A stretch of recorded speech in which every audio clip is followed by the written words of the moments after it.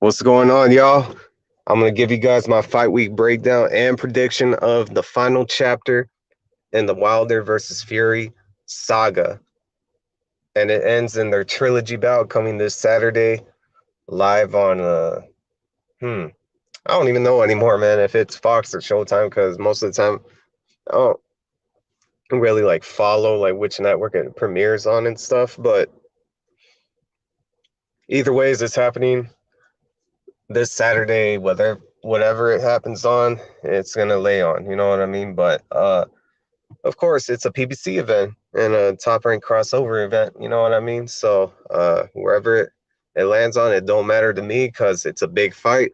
We've been waiting for it just so we could see some closure in it. Some of us want to see it just to see the outcome, because like it's two complex personalities. In fact, probably the most complex personalities in the entire sport. Like they're uh, two opposites that attract each other.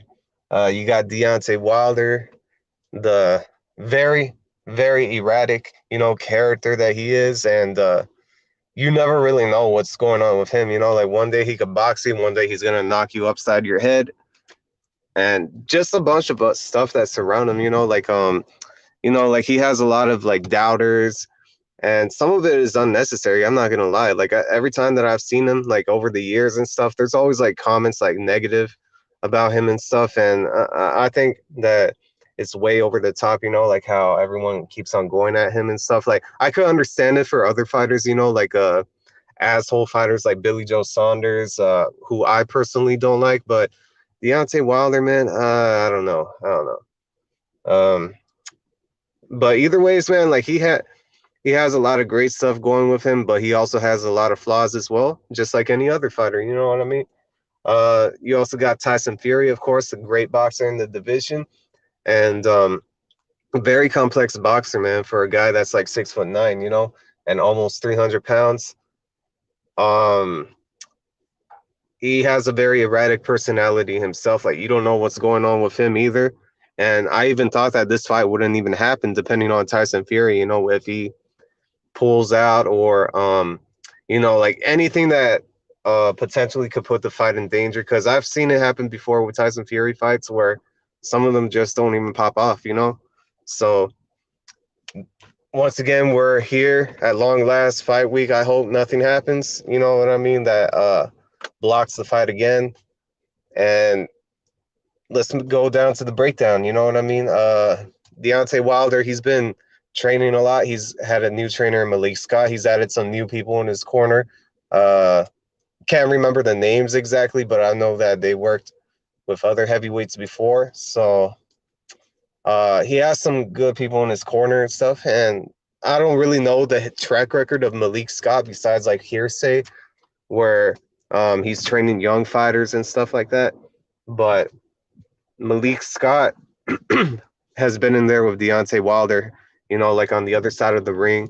And Deontay Wilder understands Malik Scott as well. So you got to take them for their word, in terms of like their relationship between a trainer, fighter, and fighter versus fighter, man, because like I've never really seen that before where besides maybe David Haye versus Derek Chisora, where David Hayes actually like training Derek Chisora, but that's more so I think that was on the strength and conditioning aspect of it. But when it comes like to Deontay Wilder and Malik Scott, uh, I don't know how they're gonna approach this fight. You know what I mean? Like that's what really is mind-boggling right now. But I love the confidence that I see in Deontay, and he's been showing that throughout the entire year. You know what I mean? If you guys said that this fight would have happened back in like July of 2020, then I really think it would have been bad for Deontay Wilder and his career, and his longevity as a fighter, because that would have been a bad idea if he hopped in there with Tyson Fury again. You know what I mean? Back in like July, because that was only what, like a 4 month, 5 month gap to where like he wasn't really healed like from the damage that he took from the second fight. And we also got to take into consideration with the first fight, like because the first fight might have taken a toll on Tyson Fury himself, because he got knocked down pretty brutally, very brutally, actually. Forget pretty, in the 12th round, because like Tyson Fury, man, was Man, that was like one of the hardest shots that I've seen him ever hit with. And Deontay Wilder just capitalized on that with like a left hook and stuff. So like he has a certain combination to him, but like when you figure it out, that's when like you're able to take away that asset. But the thing is, like Deontay Wilder has been working on himself this past camp, and I don't know if he's gonna box Tyson Fury like he did Bermain Stavern, or if he's just gonna go out the get go and do like a typical Deontay Wilder performance. You know what I mean?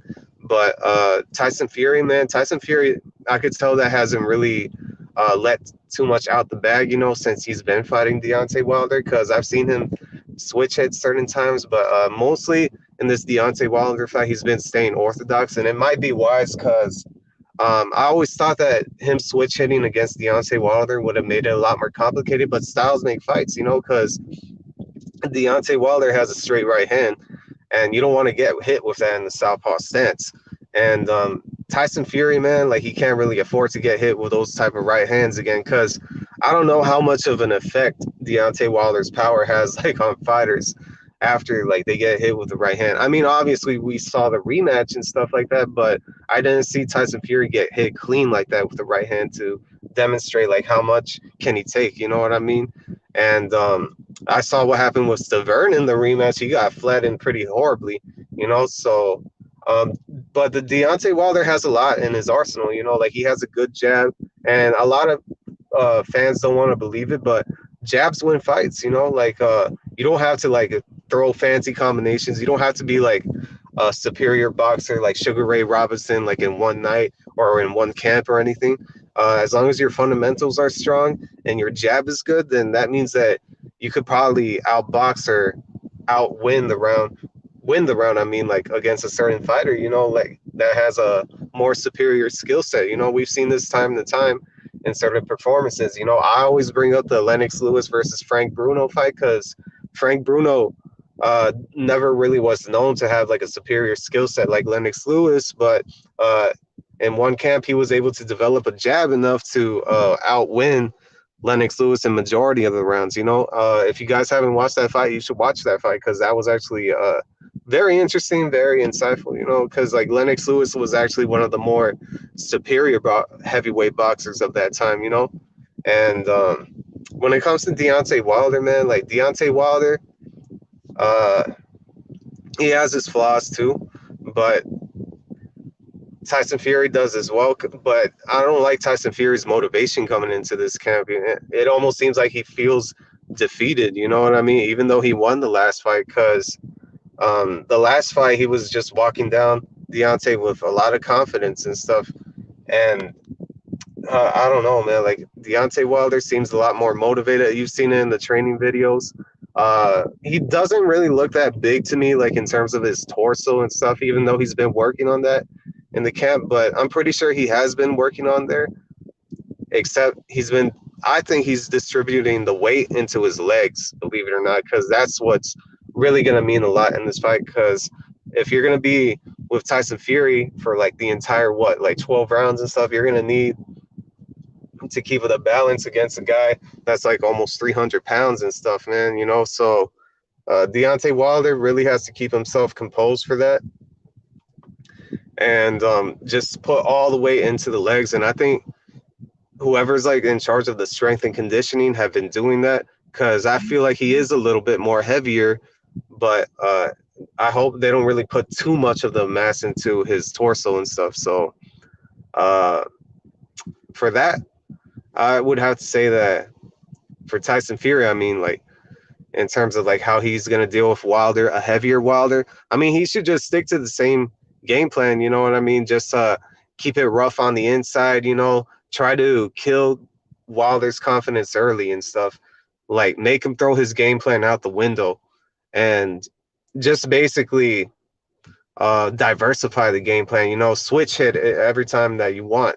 And I don't know how Deontay Wilder will react when somebody switch hits on him. One round he goes southpaw, the other round he goes orthodox. He hasn't really taken that out of his arsenal. So, oh man, like this is a tough fight to pick because it all depends on the personality Well, I mean, not on the personality, but their approach to the entire fight. You know, because like these guys are confusing. Like you don't know what they're gonna do in the uh, fight because like they think differently and they're wired differently compared to like a lot of breakdowns that I've done of other fighters. Because like I feel like Fury would just come out and box the entire fight and then just win like a 12 round lopsided unanimous decision. But then again, I also think Wilder can just knock him out in one round because he has the power to do that, man, whether people like it or not, because he's done it before on Tyson Fury. And I don't know, like it's just that when I see these two guys, man, like they're very hard to predict, very unpredictable, I should say. So my gut is telling me that this is going to be a closer fight than a lot of people expect. I mean, like these guys, I think Wilder's going to box a lot better than a lot of people give him credit for, and I think Tyson Fury might come on to that. You know, he might get irritated like throughout the entire fight. You know, like in the mid rounds, as soon as he sees that his game plan isn't working, he's going to start walking down Deontay Wilder when he really should be walking him down like in the first portion of the fight, just to kill his confidence, just to take away any type of game plan, make him revert to the old Deontay Wilder that came into the second fight. So um, I gotta say, man, like this is a tough fight for me to predict, and man, yeah, it's happening so fast. I really thought it wasn't gonna happen at all. Not gonna lie to you guys, I'm still stuck to think of like who's gonna win this fight. Oh my god. Well, seeing Tyson Fury's confidence this low, you know, and seeing Deontay Wilder how confident he is in his training, I think it's gonna go the 12 rounds and it's gonna be a split decision. I've come to that already, and I think Deontay Wilder is not gonna see like I mean he's gonna oh man he's really gonna surprise Fury. Let's just say that because I've said before that he's gonna irritate Tyson Fury if he sticks with the game plan, and that's what I think he's gonna do. He's gonna remember everything that happened in the first fight. He's gonna remember everything that happened in the second fight. So I think he's just gonna stick with the game plan and jab, and that's all he's gonna do. Stay in the high guard, not let Tyson Fury get off on him. Try to go to the body as much as you can, and just really take Fury outside his zone, man. You know, like where he likes to box or when he likes to knock down everyone. But I don't know how his punch resistance is after that second fight. So I'm stuck right now on the prediction. But I think it's going to be a split decision.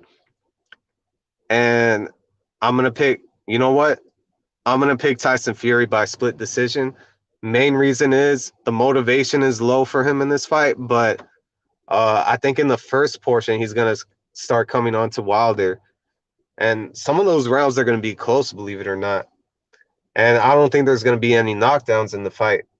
But I think Wilder's going to hurt Fury to the body a lot, to where Fury's just going to get tired at the very end. And then it's going to start going to the cards, and the rounds are going to appear a lot closer than a lot of people expect. And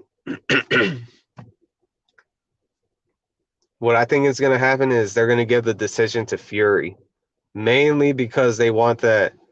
I don't even want to say it, but mainly because the powers that be. Let's just say that that it's going to be a split decision, and a lot of fans actually are going to argue that Wilder won, and that if it went like another round or two, he might have gotten Fury out of there. That's what I think the fight is going to turn out to be, and everyone's going to be asking for a fourth fight after.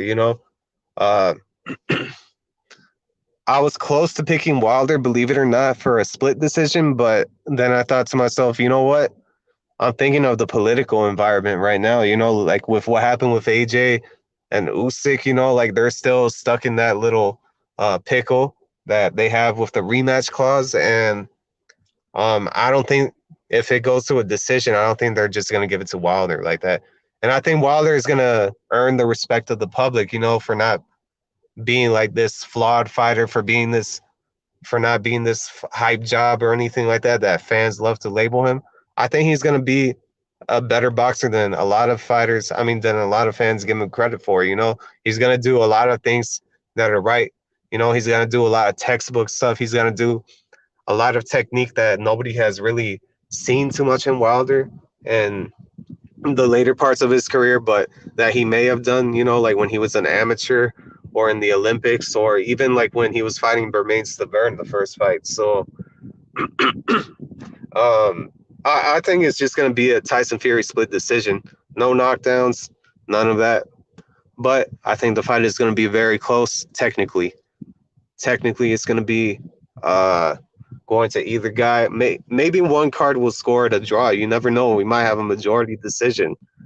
And I think Fury's going to be cautious as well in this fight. So that's what's really going to cost him some of those rounds, because like that's when he doesn't want to engage with Wilder and risk anything. You know what I mean? So Wilder is going to win the second half of the fight, I predict, and Fury's going to be winning the first half. And those middle rounds are going to be crucial for either guy.